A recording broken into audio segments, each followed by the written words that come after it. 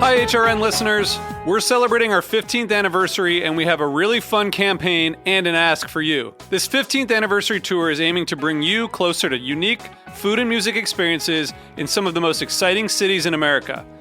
All the while, we're raising funds to support our work empowering the next generation of food systems storytellers through our fellowship programs. Here's how it works. Donate to HRN and be entered into a raffle in the city of your choice to win a dinner for two at a noteworthy restaurant and tickets for two to a concert at a prominent local venue.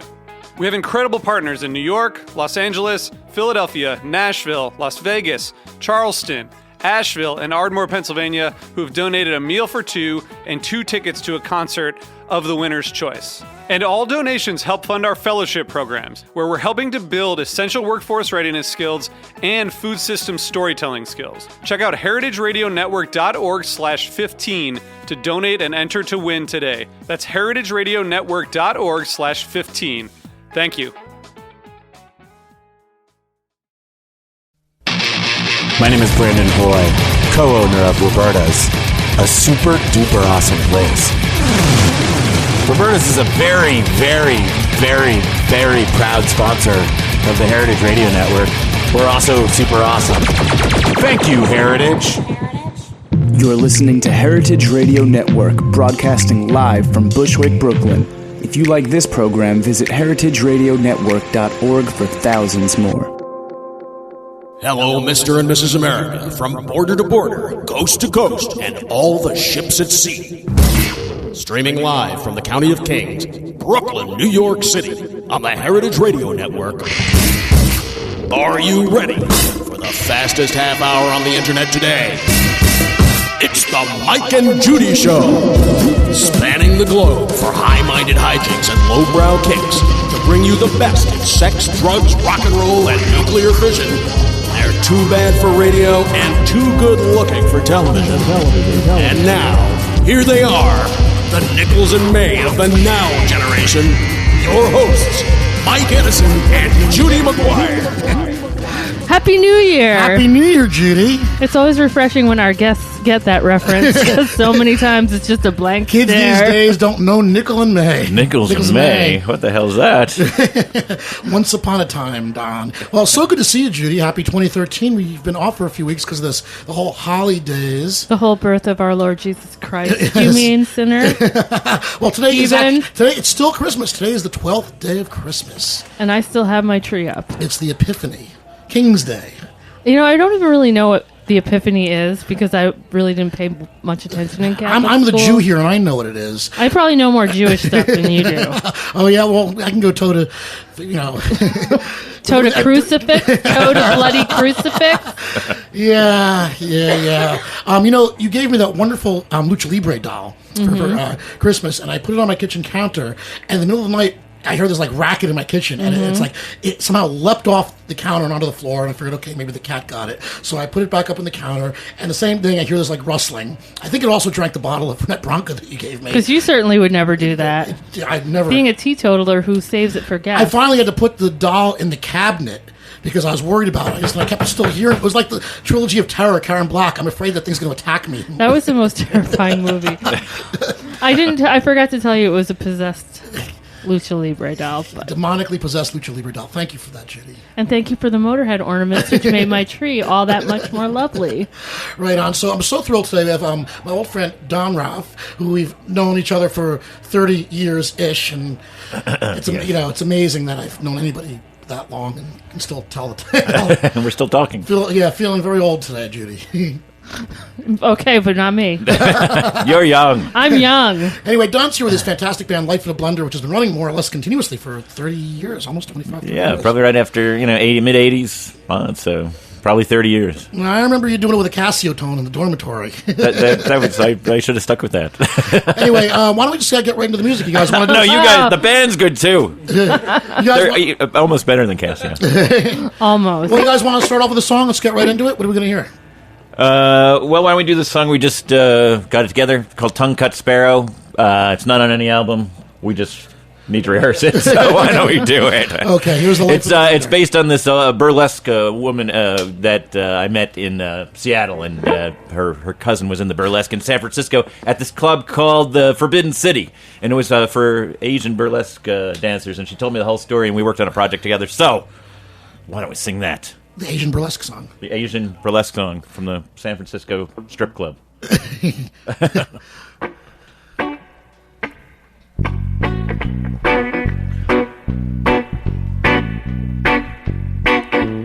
Tongue-cut sparrow in the nest, don't sing. Tongue-cut sparrow in the nest, don't sing.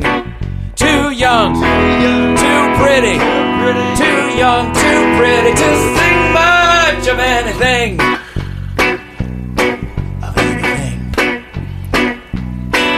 Tongue-cut sparrow, you should know your place. Times are tough and there's no time to waste. No time to devote to yourself. You better get inside your shell. We already have birds who sing. Tongue-cut sparrow, tongue-cut sparrow. Now we're all inhaling her white shoulders. She's older and shimmies across the stage. Grandma gives a smile and wonders how she's got such pretty legs. Oh, here she's coming with the cheat-cheese out. Here she's coming with the cheat-cheese out. You should hear them howl, you should hear them shout. From her pretty brow and a pretty mouth. And watch them wiggle when you look down south. Tongue-cut sparrow, tongue-cut sparrow. She's adored by all the men, and even Sinatra says he's a friend. Most of her family won't understand, but Grandma's in the audience giving her a hand.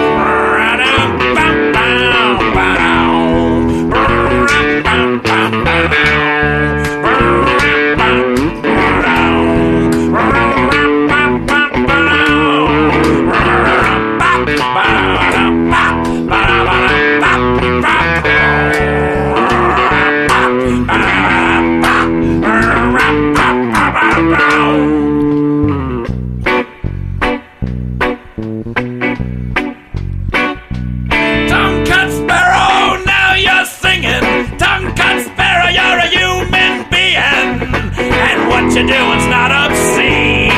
Ostrich feathers are a sight to be seen. In the Forbidden City, you're the queen. Tongue-cut sparrow, tongue-cut sparrow, tongue-cut sparrow, tongue-cut sparrow, tongue-cut sparrow, tongue-cut sparrow, tongue-cut sparrow, tongue-cut sparrow, tongue-cut sparrow, tongue-cut sparrow, tongue-cut sparrow, tongue-cut sparrow, tongue-cut sparrow, tongue-cut sparrow, tongue-cut sparrow. Well, all right, the life in a blender. That was great. I'm so sorry I coughed twice. Yeah, Joe, we need a cough button here, please. Yeah, I really do.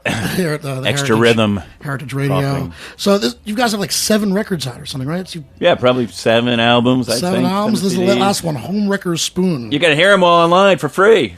For Yeah. those who don't have any money. That's very generous. of you guys. Lifeinablender.net. Life in a Blender, destroying the Just music streaming industry, them. just giving Yeah. it away. But you guys have a we've show. given up. You have a show tonight too, don't you, for our New York listeners? Right. We're at Rockwood Music Hall tonight. What time? 8 p.m. Oh, great for in the the early big room. Ooh. How did you guys are bi-coastal? Yes. Yeah, you're a Seattle dude. I'm in Seattle. Wow. Seattle. Yep. Yeah, where you can smoke pot now and Yeah, what's that get like, the married Wild to West? Whatever sex you like. It's great, and I come here 4 times a year. Play with these guys I've known forever. Mark Lerner's here, Al Houghton, and we have the rest of the guys: Dave Moody and Rebecca Weiner. Oh, it's a big And band. Ken Bringing the whole- Meyer. You're all bringing the whole band tonight, right? Whole band except Rebecca's got some heavy illness, so she might not be there. It's great, crazy stuff. So, Judy's got her Seattle presence, of course, too. How come you guys never cross paths there? How come you didn't go to Judy's book party? How come Now. I didn't invite him? Yeah, you know. Had I known you before then, but next book party you can come. Starting now. I only have one rock there. star at my party. Barrett Martin came to my party. That was my only rock star. I could have had two. Who's that? He was in Screaming Trees. Screaming Trees. I didn't yeah. know either. But my friend is friends with him. I was like, oh, well, I'll leap onto that bit of fame. They're big Seattle band. Yeah. Piece of Seattle history. Hey, grunge. But so how do you guys Jimi practice? Hendrix. Grunge. The Sonics, Paul Revere and the Raiders. I mean, the Pacific Northwest Tons of great was stuff. a fertile You area. what? We come to radio shows to practice. Right, we practice here. Do you guys just get like a conference call maybe? once Skype in a while? rehearsal? Right. Conference call. I come in a few days early. We do intensive marathon sessions where we rehearse till they're bleeding Where do you from record? their fingers. We recorded the Fabulous Dubway. Al runs Dubway Studios downtown Manhattan, and we record there. It's a great studio. recording studio We're in giving a lot of Manhattan. ads today. You guys must be Al's fine. at Dubway Studios. You guys Do must our be- listeners get a 5% discount if they mention? mention Al. Mike and Judy? Absolutely. Al, 5% discount. Call Dubway Studios now. You guys must be fabulously wealthy to record in Manhattan. I think Brooklyn's probably more expensive now. Yeah, could be, right? Yeah, we're fabulously wealthy. That's it. You know how hard it was to get them to go to Bushwick? Yeah. Did you have to send a limo? The L limo came. We've got these lines of blow laid out in front of them. The hookers are coming later. These rock stars. That's how the rock life is. Bushwick, where people eat their pizza with a knife and fork. So awful. For everybody out in Radioland, of course, our studio is behind Roberta's, and we have a kind of a big. We're kind of like in a fishbowl here, right? And us being the fish, I think, or are they the fish? I think the don't know. diners are the fish, and right in front of our table is the date table. Right in front of our window is the date table where awkward internet dates take place. Yeah, I think they slept together last night, but I don't think it went that well. That's what I'm reading here. Yeah, I don't know. But I think he realized somewhere along the line he thinks maybe he can get her back to his apartment for an afternoon delight. I think you're reading too much into it. So you guys are playing at Rockwood. So you just came in for one show, or are you playing more shows? That's a tour. Yeah, it's a tour of one show. I'm going to do something at Bar Best, but not just a little variety show. Nothing, no more band stuff this time. I think. No. Yeah. What do you guys? We were going to go to West Virginia, and then we just decided, why would we do that? That's the scariest state. Pennsylvania, Scranton. We were going to go to Scranton, but I think we're not going to go to Scranton. Pennsylvania is scary. Suddenly we realized, why would we go to Scranton? So It's Scrapple. not as glamorous as it looks on The Office on the show. Scranton. Well, the last time I saw a gig in Pennsylvania, I guess, was in Allentown. I went to see Fear. Oh, Allentown. Right? Yeah. Allentown always used to have punk shows. Okay, so I have a friend who lives out there, and he said, well, come on out to Pennsylvania, and, we could drive my muscle car around. He's got the suburban thing happening, and the man cave, and the hot rod and stuff, So it's all right, it sounds like a good idea. So we went to the show. It was in, like, some VFW hall. Yeah, that's where they always had shows. Right, and okay, we'll go see Fear, out not in New York where it's gonna be crowded with hipsters, but instead we basically got like the white supremacist, jack-booted skinhead crowd to see Fear, because they were all the punk rockers who probably had never really known what that was about, except that they were punk and all this, couldn't really dig those crazy 5/4 time signatures of Fear was playing. Lee Ving was so terrified of the audience he did the whole set from behind the drum set, like seriously cowering by the back of the stage because he was terrified of the Pennsylvania punks. And by far I was the oldest person in that room, which is usually the case, which is why I'm glad to have you guys. now you're the youngest. No, probably not the youngest, but at least you're age appropriate guests. Right. We have to give some entertainment for the old folks out there, the old listeners. The easy listeners. Step a little closer to the radio, folks. The You'll hear wireless. it. The wireless. So you guys want to do another song? Sure. What's the next one? How about Tiny Ankles? Tiny Ankles. Tiny Ankles is on an old one. I'm looking at this great stack of discs that you handed me. This is unbelievable. Life in a Blender, The Heart is a Small Balloon, Two Legs Bad, and your most recent one, Homewrecker Spoon. Homewrecker Spoon. With this lovely artwork by your son. Yeah, my son. Go on Facebook and look at all his weird drawings. You see him. I force him on you. All right, you guys play. We're going to eat some pizza. One more time. Here's The Life in a Blender.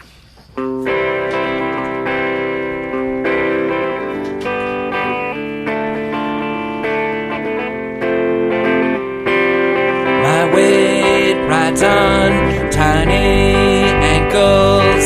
It makes my breathing hard. light my cigarette. Won't you, Michael? I miss the smoke and tar.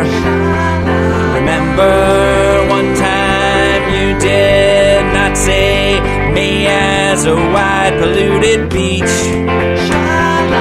Just point to one customer who I did not fool or cheat. Pick me up, you can drive me home when my mouth is filled with blood and wine. You can call the boat, say I'm not so bad, say it hasn't been such a good time.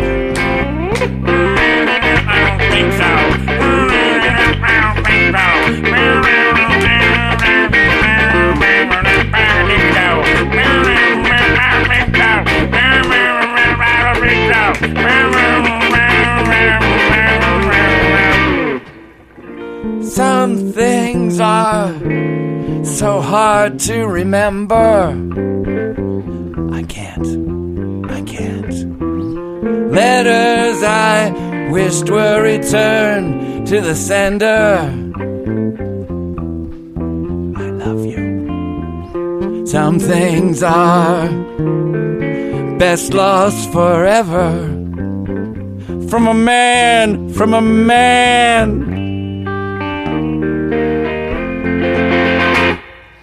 I once wore a simple pink dress. I was quite a catch. I gave myself a beauty mark with the end of a match. Then came bounce checks, indiscretions, a few slips of the tongue. Pull my string, I'll tell you stories. Don't you try and run. You can comb my hair, pour me a glass of gin, dry me off when I'm soaked through my dress. You can call the morgue, say I'm an organ donor, and I might have one or two left. I don't think so.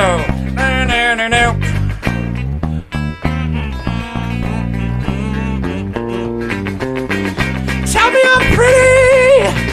Tell me I'm pretty. Oh. Tell me I'm pretty. Tell me I'm pretty. Ow, ow, ow, ow. Tell me I'm pretty. Tell me I'm pretty!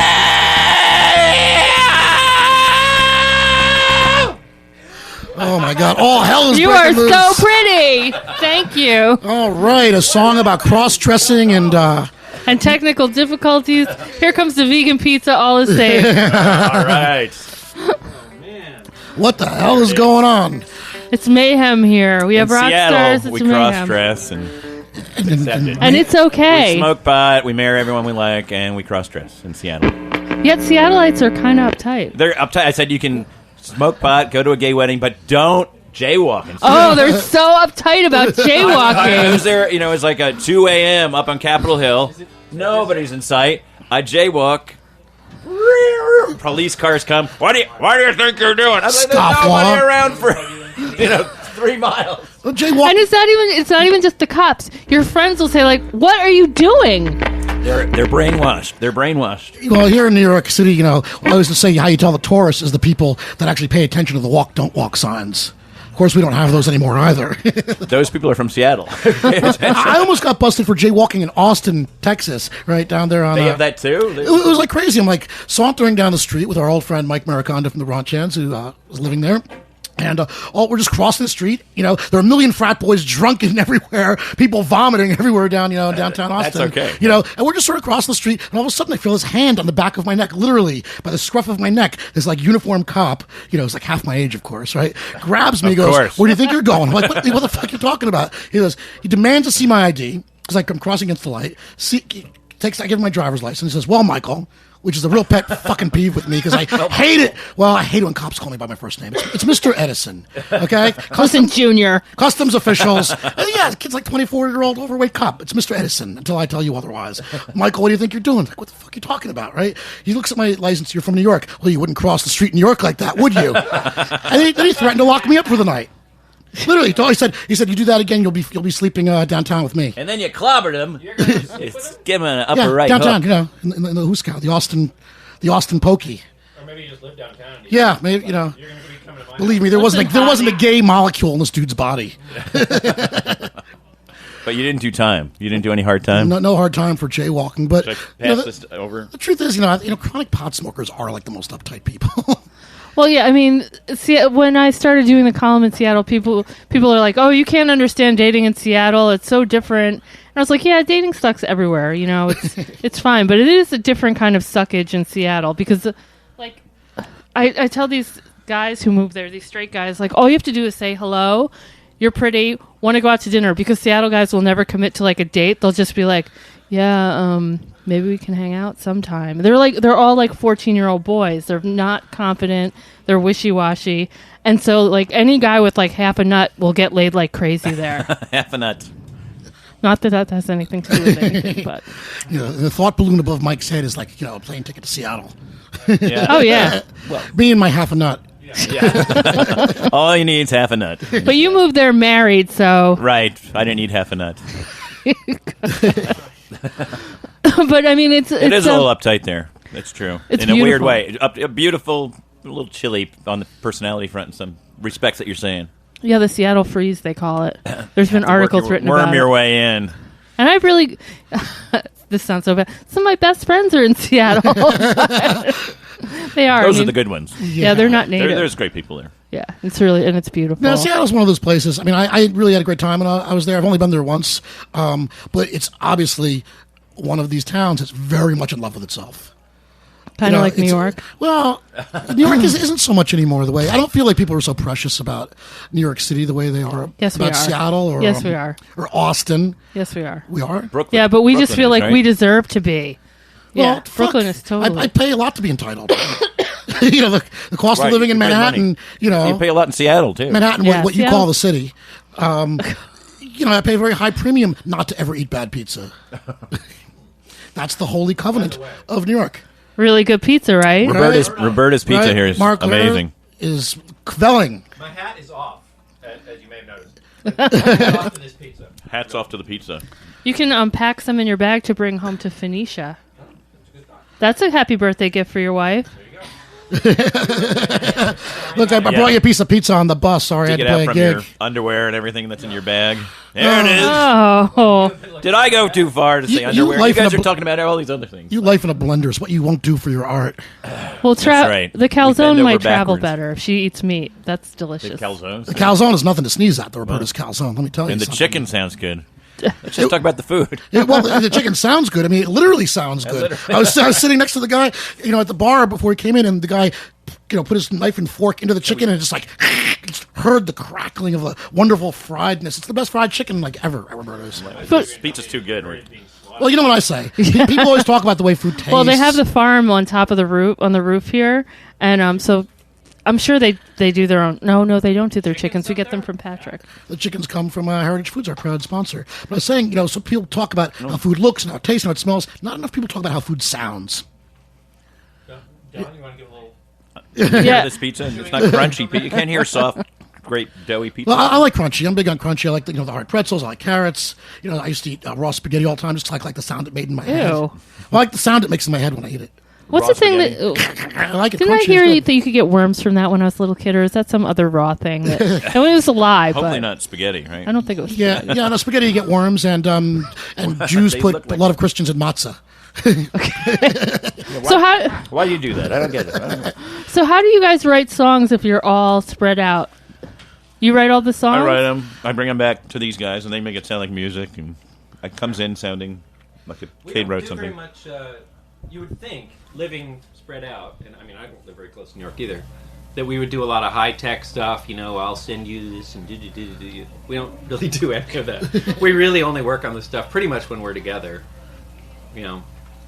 just actually physically in the same room, old style. Can't your kids hook you up with some kind of high tech thing? Like a telephone or something? Telephone. Listen to this. I'm playing to the phone.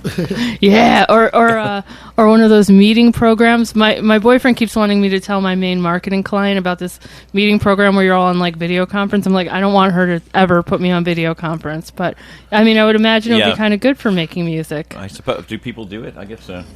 Yeah, We're the old-fashioned way. The texting for certain people, technology, for some people should stay away. 'Cause when my mother discovered texting, that was not a good day. Yeah. That was a bad day in the history of the iPhone. When she's all TTYL. LOL. Well, that's what I just came back at it with, ROMLAOPP, whatever it is. And, confused her thoroughly, so she just stopped. Give her random letters, and she's baffled. Does she text you a lot? I got a friend request from my mom on Facebook. I mean, that was pretty rough, too. I just called her on the phone. Said, no, you're blocked. Michael. That's not. She doesn't want to see your Facebook page. Oh no. Oh no. Protect your mom. It's for her own good. Yeah, from the heart. The woman's got a heart of gold. She's a saint. So what are your kids? You guys all? You have none. Okay, so we've got the barren one over here with me. So you two have kids. Like, what do your kids think about? Like, notice, by the way, the guy without the kids is the only guy with hair in this room too. Right. How's that work? Good. He has hair too. Right, you have hair. That's right. What do your kids think about Dad in a band? Are they like embarrassed by you? Embarrassed is good. That's good. Yeah. Dad, God, you have to do music. I think that's why my son likes to draw, but he hates music. I think I taught him how to hate music. He did the album cover, but my son's 13. He draws all the time. He draws weird, freaky stuff. He feels like he's a Robert, Gonzo, drawing crazy demons but really twisted stuff. You'll have to see his stuff. Am I right? Yeah, you're right. He's the best kid ever. He's the best kid. But do they come see you play or anything? My son is subbed with us on drums, actually. His son's. How old's your son? Played with, drums at gigs with us. Wow. But he's 18.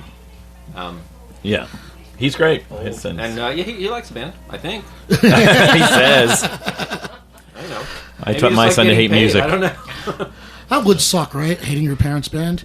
What sucks worse hating what if you hated your boyfriend's band? Yeah. I've had that happen. I saw him last. The one whose band I hated. I used to have to bribe friends to come with me and say, "I will buy you beer all night," and still they would come once and they'd be like, "Never again. There's not enough beer in the world." That would suck. And what do you tell the boyfriend? This is wonderful. This is great. Love it. I would be as diplomatic as he didn't really ask. I would just going there. You can say something like, "Oh, that lyric was interesting." Oh man, yeah, that's diplomatic. The diplomatic McGuire. You should write a list of the 10 things to say to your boyfriend when his band sucks, but you don't. Really want to you have to say. What? You guys were really well lit on that. Well lit. Yeah, there was nothing good to say about them except that you have to break up with someone if you hate what they do. The audience's faces were so happy when it ended. It's just like you should have seen the look on their face. Yeah, on that last song. Yeah, the last song, for some reason, they really were excited. Ka-ching. So, once again, it's been the fastest half hour in internet history. You guys got one more song for us, but tell us again where we can see you tonight at the Rockwood Music Palace. Rockwood Music Palace, Rockwood Music Hall on Allen Street. You know that place. Yeah, Around from Katz's Deli. I got to get my Katz's Deli fix. Get your hot dog on. Yeah. To me, the Katz's dog is still the best in New York for my money. Got to get one that's been on that grill for a long time. It's a little bit burned. It's nice and crispy. And the pastrami and all that. Oh, it's good. Corned beef. Don't do that in Seattle, do they? Yeah, they don't have that mastered yet either. Fish, tons of fish, and lutefisk. The fuck is that? These Swedish, cod and lye or something. Only these Norwegians and Swedes eat it out there. Delicacy. It's not the same as a hot dog.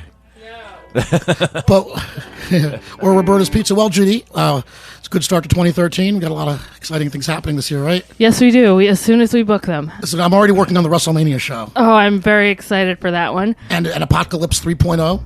Oh my god! Okay. Almost got us thrown out of here last time we did a pot tasting. Speaking of the Seattle lifestyle, pot eating or smoking? No, pot tasting. Yeah. We find the Roberta staff is very pro, but yeah. Don't tell anyone. We do get lots of looks from people on the other side of the glass. They'll get an open policy here one day, maybe. All right. But Happy New Year, and this is Life in a Blender playing what? Mobile wash unit. You know the guys who wash the subways at night on the mobile wash unit? This is about them. Well, thank God someone finally wrote a song for them. You know, you're doing the Lord's work, Don. Write what you know. And I know about people cleaning subways. All right, for Judy McGuire, I'm Mike Edison, and Joe the Engineer. We'll see you later on. On a foggy night when the city carries sounds of...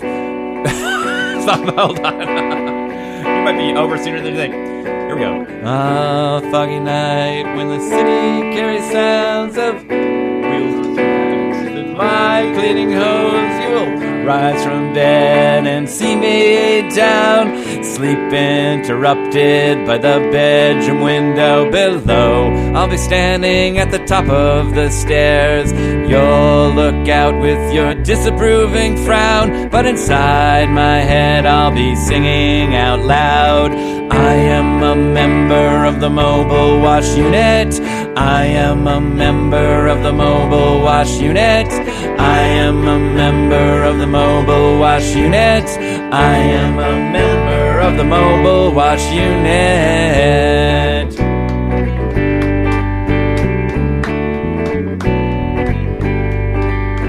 When you're nestled in bed, we're scrubbing subway stairs, running hoses down steps, sending suds to mysterious holes. A scheduled break will offer a glimpse of the moon up on street level, where my truck reveals my name, my occupation. I am a member of the mobile wash unit. I am a member of the mobile wash unit. I am a member of the mobile wash unit. I am a member of the mobile wash unit.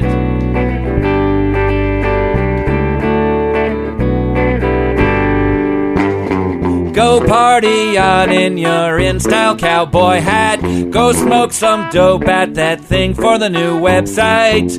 Go make love till your bare bottoms kiss the sun. Unprincipled behavior such as this is not part of my song.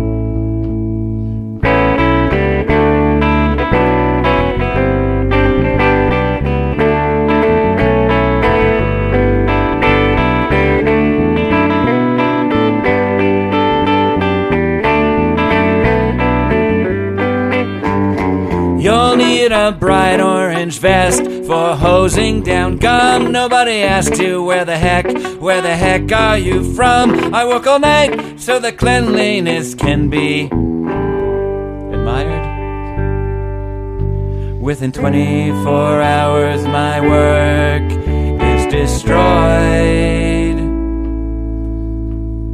I am a member of the mobile wash unit. I am a member of the mobile wash unit. I am a member of the mobile wash unit. I am a member of the mobile wash unit.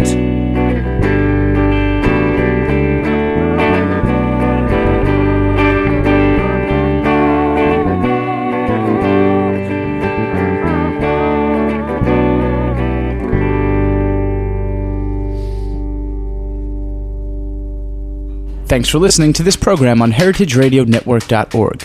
You can find all of our archived programs on our website or as podcasts in the iTunes Store by searching Heritage Radio Network. You can like us on Facebook and follow us on Twitter at @heritage_radio. You can email us questions at any time at info@heritageradionetwork.org. Heritage Radio Network is a non-profit organization. To donate and become a member, visit our website today. Thanks for listening. Hey there, I'm Lee Ullman here with some big news from the National Young Farmers Coalition.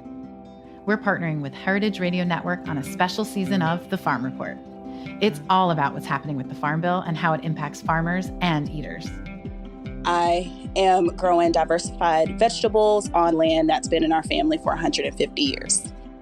And so with the pandemic, gentrification, property values going up, we had to sell the land and we lost it. Join us as we uncover the untold stories behind this massive piece of legislation that shapes how we grow our food what we eat, and so much more. The problems we have had, those are things that come from earlier Farm Bill and USDA policy, right? Like Earl Butz, get big or get out. You know, it's my responsibility to know not only what I'm eating, but then like how that all came to be, and realize like, wow, like this piece of legislation, all this money, like it's technically something that I support as a taxpayer. While Congress debates the next Farm Bill, this is not just an invitation to listen. It's a call to action. Be part of the conversation. Subscribe to the Farm Report on Heritage Radio Network, wherever you listen to podcasts.